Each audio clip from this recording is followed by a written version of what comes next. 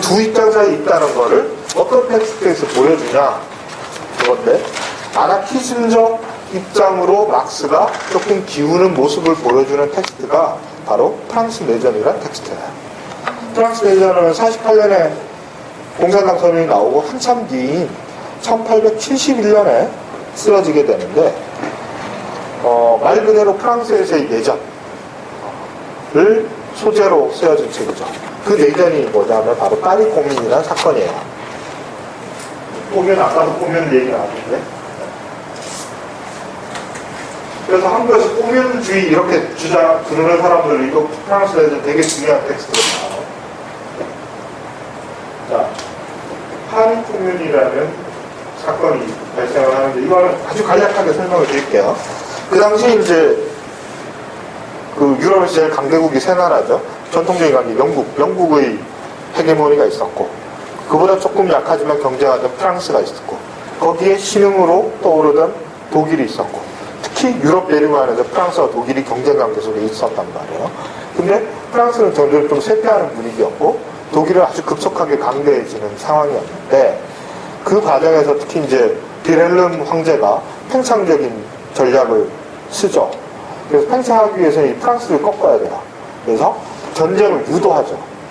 전쟁 준비를 완전히 마친 다음에 프랑스가 참전하게끔 유도하는 정치적 음모를 꾸며요. 그 당시 프랑스의 황제가 누구냐면 나폴레옹 3세예요. 나폴레옹 3세는 우리가 아는 나폴레옹의 조카예요. 나폴레옹이 쿠데타 일으켜서 통령 취임했다가 나중에 황제 되잖아요. 쿠데타에서 황제 된 다음에 물러나고, 그 다음에 어떻게 되죠? 공화정으로 다시 돌아가잖아요. 1830년에 7월 혁명이 일어나서 루이 필립이 집권하고 이렇게 돼서, 그다음 48년에 다시 2월 혁명이 일어나서 공화정으로 갔다가 대통령 선거를 했는데, 대통령 선거에서 뜬금없이 나폴레옹 조카가 나타난 거야. 그래서 아무런 정치 기반도 없는 상태에서 대중적 인기에 힘입어서 좀 사기꾼 같은 사람이, 경력도 의심스럽고 이상한 사람이었죠. 그런 타입이었대요, 역사가들이 평가가. 근데 이 대중들의 인기를 팍 끌면서 대통령이 당선돼 버려요. 대통령이 당선되고 나서 얼마 있다가 친위 쿠데타를 일으켜서 다시 황제에 올라요. 그게 나폴레옹 3세예요. 근데 이 사람이 별로 능력이 없었다고 나중에 이제 결국 나라를 망하게 했으니까. 그래서 이 사람이 되게 무모한 전쟁을 막 벌여요. 힘도 없는데. 그래서 프랑스가 엄청나게 국력이 쇠퇴하고 있는 마당에 비스마르크나 빌레름 왕제의 그 음모에 빠져서 전쟁에 참여했다가 어떻게 되죠? 2주 만에가 완전히 참패하죠. 세당의 전투라 그래서 나폴레옹 왕자가 그 포위돼서 체포돼요. 그냥 전투도 거의 못하고 항복해버리는 거예요. 그러니까 프랑스 황제가 항복을 해버리니까 파리 시민들이 난리가 난 거죠. 왜냐하면 이때까지만 해도 여전히 프랑스 혁명의 전통이 남아있었던 거예요. 프랑스에서는. 그래서 이 사람들이 이거 황제가 자기 국민들을 버리고 배신한 거니까 쿠데타가 그 안에서 혁명이 일어나요. 파리에서. 혁명이 일어나서 재정을, 황제도 없지만 황제는 이미 꼬로가 돼 있으면 재정을 철폐하고 공화정을 자체적으로 성립시켰다. 근데 이 공화정의 성격은 그 국가를 방해하게 한 내각이 성립돼요. 그러니까 독일의 침략에 맞서서, 프러시아의 침략에 맞서서 프랑스를 지키기 위한 애국적인 성격의 그 공화정이 성립을 하는 거예요. 자, 그랬는데 그 공화정의 집권 세력이 또 있어 보니까 좀 불리한 것 같은가. 안 될 것 같아. 처음에는 막 그렇게 사람들 선동해서 우리 끝까지 싸우는데 결사항전하자.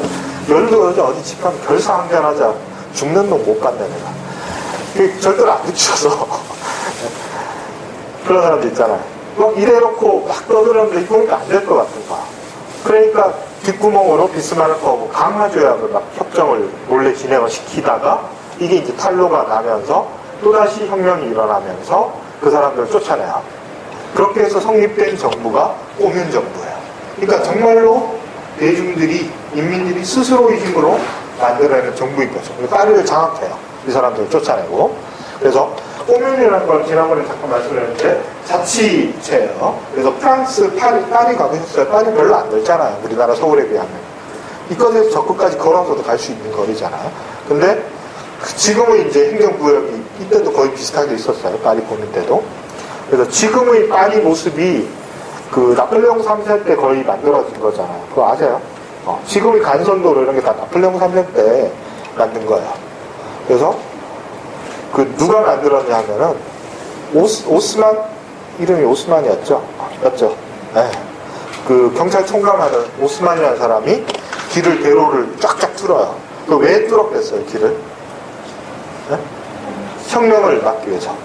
대중봉기를 프랑스 혁명을 경험했잖아요.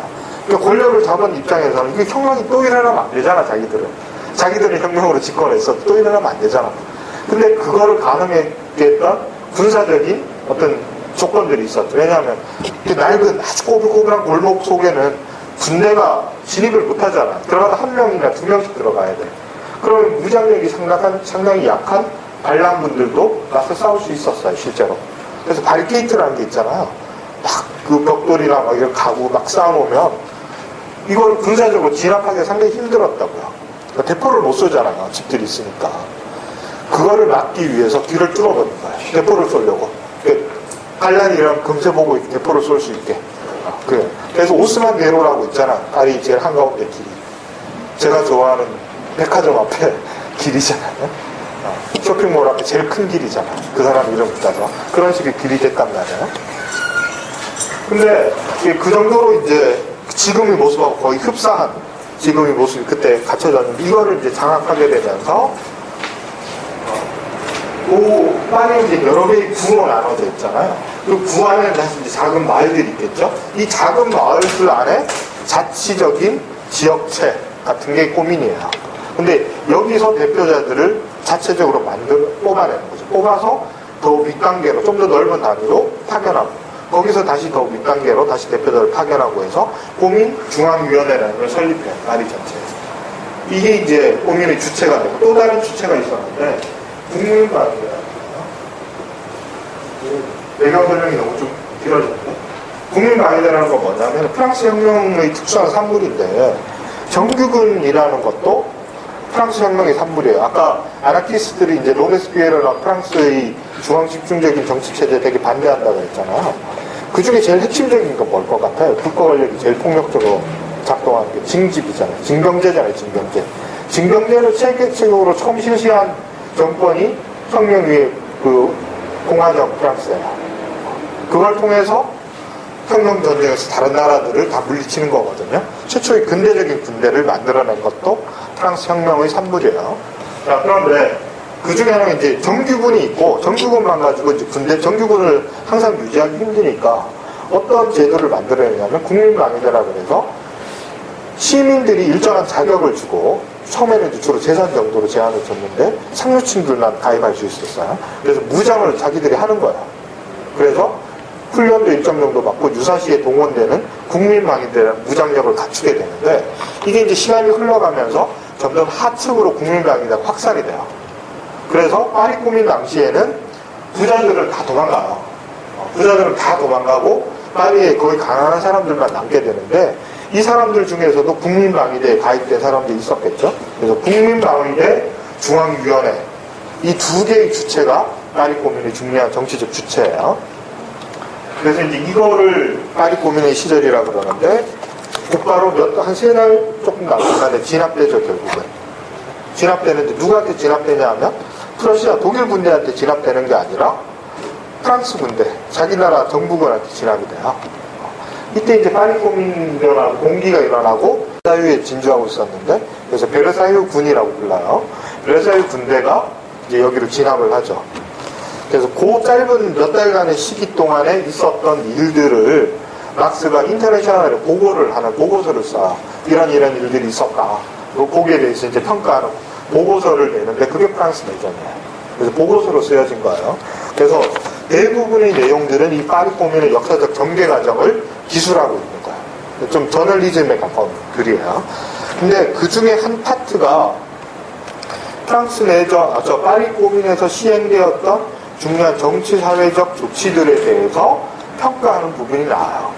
그래서 그 평가 부분을 보면은 막스가 파리 꾸민이라는 사건에 대해서 어떤 해석을 하고 있었느냐를 알 수 있고 거기서 아주 중요하게 그 막스의 국가관이 드러나게 돼요.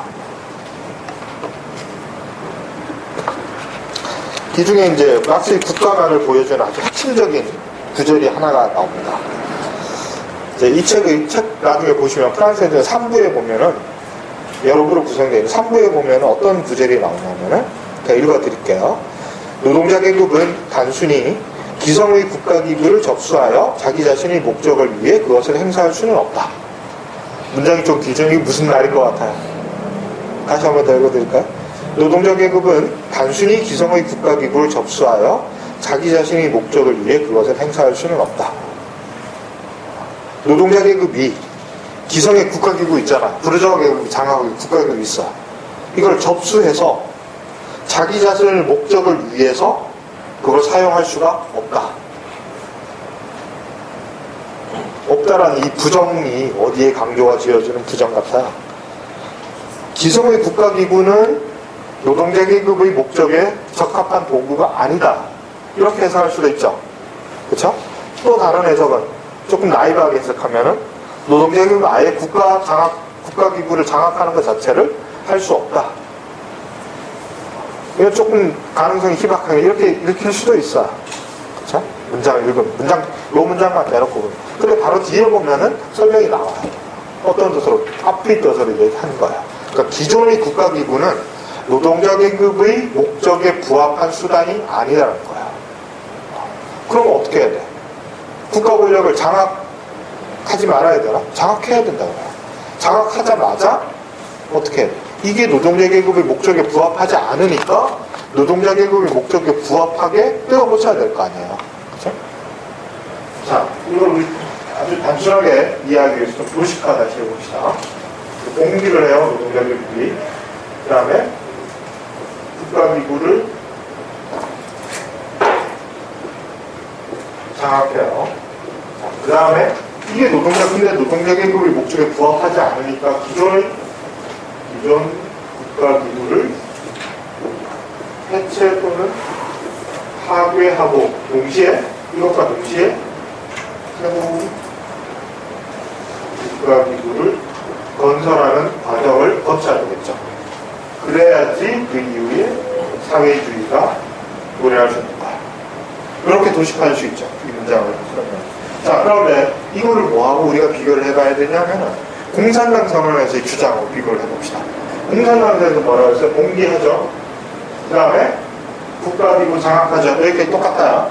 뭐가 달라지죠? 이거를 기존 국가기구를 사용해서 사회주의적 조치를 시행한 거죠.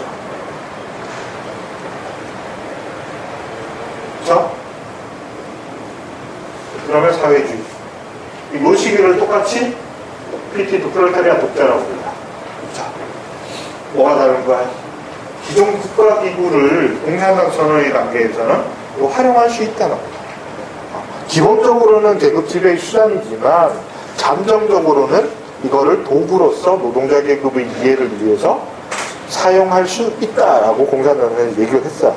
그러니까 현실적으로 당면한 과제는 국가 권력의 장악이 중요한 거야. 그렇죠? 공산당 선언에서는 국가 권력의 장악이라는데 이게 공산당 프랑스 내전이고요.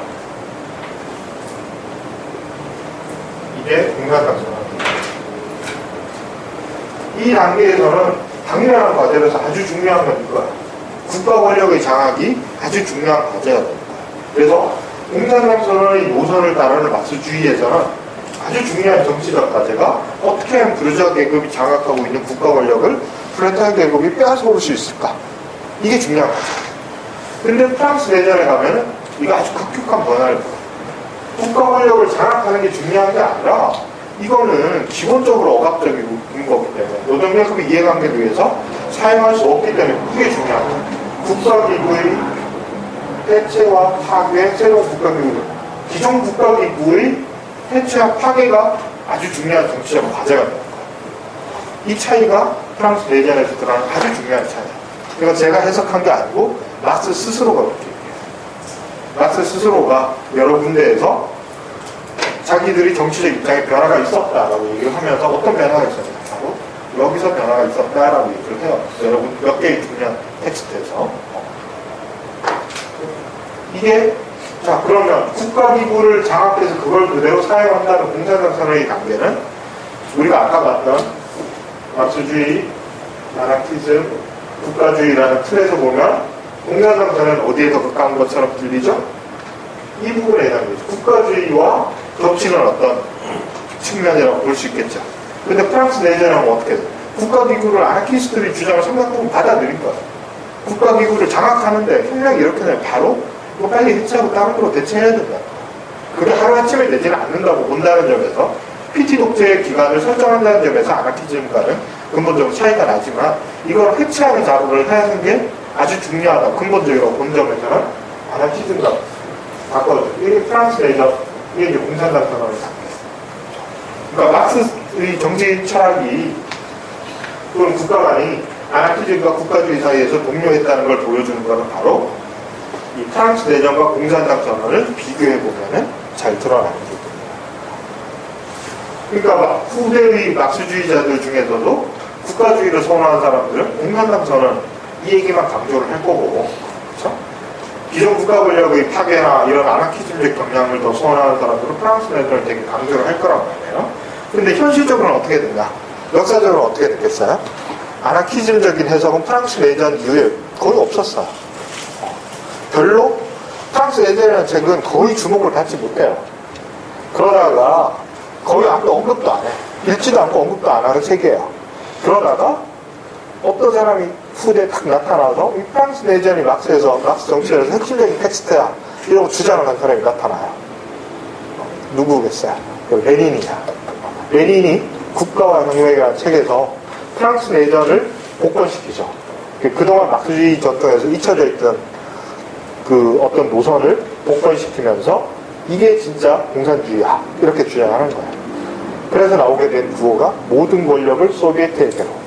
이게 바로 이제 이 노선을 계승한다는 거예요. 여기 뒤에서는 이제 우리가 다룰 테니까 자세히 말씀을 드릴게요. 그러다가 17년 혁명이 있고 몇 년 지나서는 또 이렇게 쑥 들어가요. 쑥 들어가고 결국은 이제 국가주의가 막스주의의 중요한 흐름이 되는 거예요. 그다음에 프랑스 내전의 의미에 대해서 이게 아주 제일 근본적인 의미고 프랑스 내전에서 취해졌던 다른 중요한 사회적 조치도 상당히 많아요. 그러니까 그래서 직접 민주적 요소의 강화. 여기서 이제 민주주의 얘기 많이 하잖아요. 더 많은 민주주의 이런 얘기 많이들 하면서 구체적으로 좀 의미하는 바는 이 직접 민주적 요소의 강화, 확대 이런 걸 상당히 많이 얘기를 하시는데 그 프랑스 내전에서 상당히 영감받은 바가 있죠. 파리 코민에서 실제로 그런 조치들을 시행을 하죠. 주민들의 발의, 대중들의 발의, 아주 제일 강조된 주민 소환권. 직접 민주, 물론 대의제예요. 코민이나 제도는 기본적으로 대의제인데 직접 민주적 요소가 상당히 강한 대의제예요. 소환 요건 이런 게 상당히 느슨해서 소환이 되게 쉽게 이루어질 수 있는 구조였거든요. 주민 발의도 있을 수 있었고 뭐 이런 것들도 있고 그보다 더 중요한 거는 공직자들이 노동자 평균 임금 이상을 받을 수 없다는 원칙. 실제로는 그렇지 않아요. 네. 역사적 기록을 보면 도민의 관리들이 노동자 임금보다 더 많은 임금을 받은 경우도 있어요. 있는데 막스가 보기에는 실제로 그런 주장도 있었고 그렇지 않은 사례도 있고 그러니까 3개월 남짓 존재했던 아주 혼란스러운 상황 속에서 일반적인 정책이 실행되기는 힘들었겠죠. 아주 모순적인 상황이 섞여 있었는데 그런데 막스가 주목했던 건 그거예요. 이게 일반화됐든 안 됐든 간에 막스가 중요하게 생각했던 거는 그 공직자들이 대중들이 위임을 받은 자가 대중들보다 더 많은 임금을 받을 수는 없다. 단순히 임금의 문제일 뿐만 아니라 더 특권을 가져서는 안 된다는 게 아주 중요한 원칙이라고 생각했던 거죠. 이게 아주 중요한 거예요. 그러니까 이거를 조금 더 확대해서 생각하면 제가 아까 말씀드렸던 노동의 분할 문제하고 연관이 있죠. 왜 정치적 업무를 맡은 사람들은 충분한 임금을 받으면서 항상 정치적 문제만 매달리고 나머지는 일상적인 일을 해야 되고 이런 분할이 새로운 위계 질서로 나타나는 걸 막아야 되겠다는 생각을 막스가 했던 거예요. 벌써 이 당시에 1871년 무렵에 이미 그런 생각을 했던 거죠. 그렇게 되니까 실제로 막스주의 역사는 상당히 국가주의적 경향이 강해졌고 국가주의 중에서도 특히 관료제적 부자격이 상당히 두드러지게 나타났잖아요. 그렇죠? 오늘날 현실 사회주의 국가 그러면 항상 떠오르는 이미지가 아주 강력한 경찰 국가, 그 다음에 아주 숨막히는 관료제 국가 이런 모습을 떠올리잖아요. 그런 상황 속에서 스탈린을 비판하는 마크스주의 진영에서는 이 텍스트가 상당히 이제 의미 있는 텍스트가 됐겠죠. 막스가 이미 1871년에 관료가 더 큰 특권을, 관료나 정치인들이 더 큰 특권을 가지게 해서는 안 된다는 주장을 했던 거죠. 뭐 그런 것도 있고, 그 다음에 노동자들이, 자본가들이 버리고 떠난 생산시설을 점거하는 노동자들이 직접 경영, 시도 이런 것들도 있었죠. 근데 이게 왜 중요하냐면은 지금은 노동자들이 공장을 직접 경영한다는 사례도 많이 있었고 그런 얘기도 많이 이제 여러분들이 들었기 때문에 그렇게 신기한 얘기가 아닌데 이 당시에는 그런 걸 생각도 못 했다고요. 그러니까 좀 역사책 같은 걸 보시면 노동자들에 대해서 지식인들이나 지배계급이 어떤 식으로 서술하고 어떤 식으로 바라봤냐 이런 걸 조금 이해를 하셔야 되는데 한마디로 인간이 아니죠. 그러니까 다른 인간이라고 생각하는 거예요. 인간도 아니라고 생각을 하죠. 그러니까 대표적인 사례가 그 사이비 생물학 중에서 생물학적 결정론 주장하는 사람들 중에서 인종 간에 왜 종이 다르다는 주장을 하잖아요. 식민주의자들이. 그 중에 노동자들에 대해서 똑같은 방식의 접근을 하는 사람들이 많았어요. 그래서 제일 대표적인 두개골판에죠. 공동묘지 두개골판에서 용량 재는 거예요. 이거 용량이 작다. 뭐 이런 통계 내고 이러거든요. 그게 뭐냐면 노동자는 기본적으로 자본가 계급이나 지식인들보다 생물학적으로 이미 열등한 존재다. 이게 상당히 널리 퍼져 있는 거예요. 그래서 멜더스 인구론에도 그런 얘기 나오고 수많은 그 당시에 문헌들을 보면 항상 나오는 얘기가 노동자 계급이 왜 가난하냐. 왜 가난하다고 그렇게 얘기했어요. 성욕이 강해서. 성욕이 강해서 애를 자꾸 낳아가지고 그렇다는 거예요. 그건 무슨 얘기예요? 성욕을 억제할 수 있는 이성적인 능력이 처음부터 없는 존재라는 거예요. 노동자들은. 근데 지식인들이나 자본가들은 그걸 갖고 있다는 거예요. 그걸 가지고 계급 차이를 정당화하는 논리가 되는 거죠. 그렇죠? 그게 아주 널리 퍼져 있는 논리였기 때문에 노동자들은 스스로가 자기들이 자본가 역할을 할 수 있다고 생각도 못한 거야. 노동자라는 사회적 지위를 인정하고 거기에서 좀 더 많은 임금, 좀 더 향상된 노동조건 이 정도만을 요구를 했던 거지 자기들이 스스로 공장을 경영한다는 거 그 당시 풍토에서는 거의 생각할 수가 없었단 말이에요. 근데 빨리 보면서 이걸 한 거야. 물론 이제 대규모 작업장은 아니었지만 자본가들이 버리고 간 공장을 나중에 물론 보상해준다는 제도는 있었어요. 돌아오면 뭐 얼마 보상해준다 이런 건 있었지만 노동자들이 직접 경영을 시도한 거야. 물론 그게 아주 짧은 기간이었으니까 그 성공이나 실패를 평가할 수는 불가능하지만 그런 시도를 했고 그게 아주 중요한 고민의 정책이었다고 막스가 주목했다는 거예요. 그러니까 노동자들이 스스로를 통치할 수 있다. 그런 걸 믿었다는 거예요, 막스가. 그리고 그걸 파리 고민이 역사적으로 보여줬다는 거예요. 근데 지금 생각에서는 꽤 당연한 거 같이 생각을 하지만 지금도 이런 생각은 너무너무 강하죠. 그렇죠. 지금도 상당히 강해요. 지금의 자본가들도 거의 그런 생각을 해요. 노동자들이 경영 참여 이런 거 언론에서 난리 나잖아요. 노동운동의 본질을 벗어난 거다 그러잖아요. 이제 정치운동이다. 이런 비난 맨날 하잖아요. 그렇죠?